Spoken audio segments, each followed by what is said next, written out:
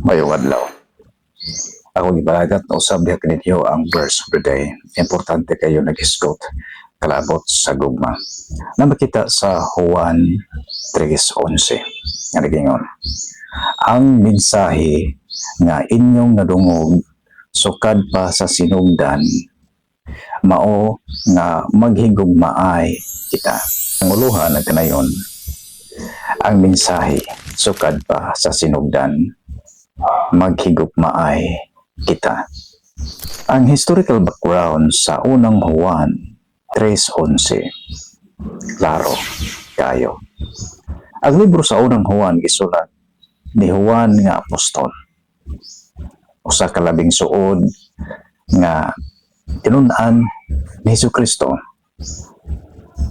Kadaghanan sa mga scholar nagtuo nga kini gisulat mga 90 to 95 AD.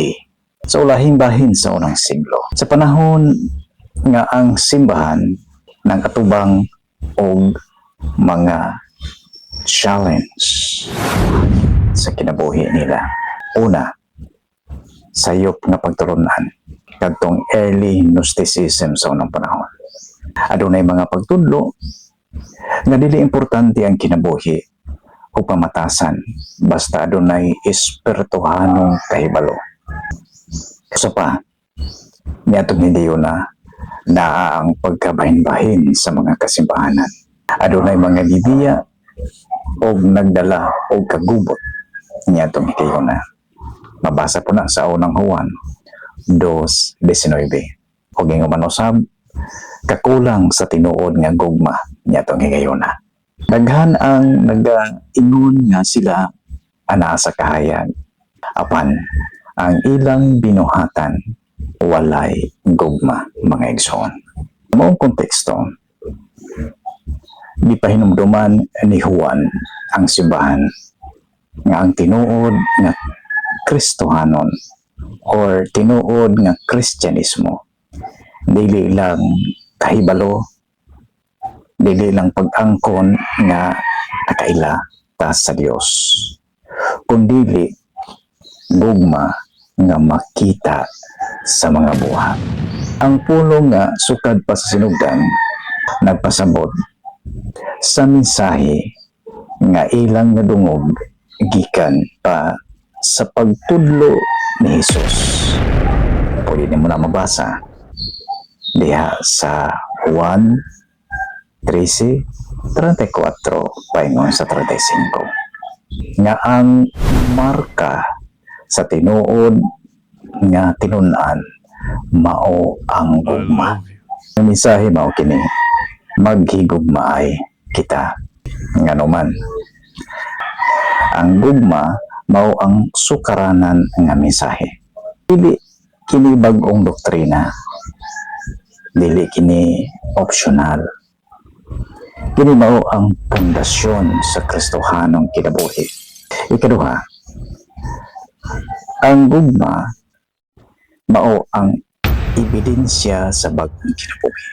Sa unang Juan 3:14, kung wala itay gugma, bisan unsa pa kadaghan ang atong kahibalo kabahin sa Biblia, adunay kakulangon niini. Ikatulo, nga dapat makigugmaay kita tungod kay ang gugma kinahanglan nga ipakita sa buhat.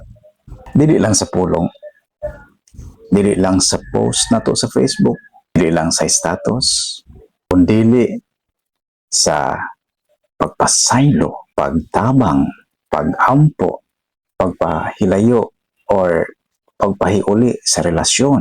Mao na nga ang aplikasyon karong panahon na mao kini. Sa atong panahon nga puno sa kasina, panaway sa social media, buzzer o uban pa, kabulag sa pamilya o uban pang mga sitwasyon ini, pagkabahin-bahin sa atong mga kasimbahanan, ang mensahe sa unang Juan 3:11 nagpabiling klaro, paghigugmaay kita. Isip magtotoo, pastor, lay workers, leader sa atong simbahan. Tagipahinumduman sa ministeryo sa Dios na ang atong liderato nahanglan makita sa gugma. Murang hagit na to nini nga kapanahonan karon. Ang Kristyanismo dili kultura lamang, dili tradisyon lamang. Kini usa ka kinabuhi na gimarkahan sa gugma sa Ginoo. Kung atong tan-aw ng unang siglo nga mga kasimbahanan, bisan pa sa panglutos ug talisod, mga persecutions, internal disputes about sa mga doktrina, theological disputes or conflict, ang ilang kalig-on mao ang ilang gugma sa usag-usa. Mao nang nahimo silang martyr sa pag-alagad or faithful witness. Apan na pangutana nagpabilig mga igsoon. Pakita ba sa kalibutan nga kita tinun-an ni Kristo tungod sa atong gugma kaniya?